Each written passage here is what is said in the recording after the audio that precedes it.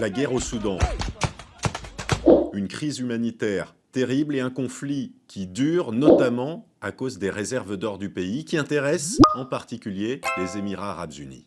Depuis 2 ans et demi, la guerre au Soudan, c'est d'abord un affrontement entre deux camps à l'intérieur du pays. Il y a un lot d'atrocités, une famine généralisée, plus de 13 millions de déplacés, mais aussi plusieurs pays étrangers qui sont impliqués. Juste à côté sur la carte, au nord, il y a l'Égypte, lequel apporte un soutien militaire et diplomatique à l'armée régulière soudanaise. Son chef, le général El Bourhan, a aussi obtenu un appui de l'Iran ou de la Turquie, notamment pour obtenir des drones. Le camp d'en face, celui des FSR, les forces de soutien rapide, dirigées par le général Hemeti, reçoit principalement le soutien d'un pays, les Émirats arabes unis.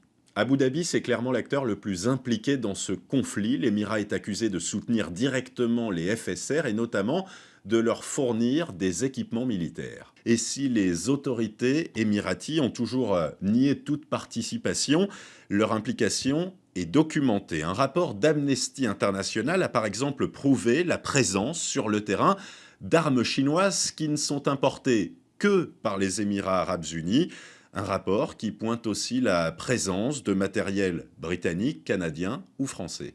Si les Émirats sont aussi impliqués dans ce conflit, c'est en grande partie une question de production d'or. Elle est très importante au Soudan, notamment dans les régions comme le Darfour, tenu par les FSR.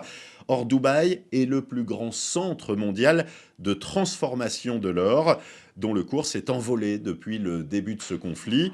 Des tonnes du métal précieux arrivent dans l'Émirat et participent à financer l'armement des deux camps, d'ailleurs, ce qui rend la place de l'Émirat absolument essentielle dans cette guerre.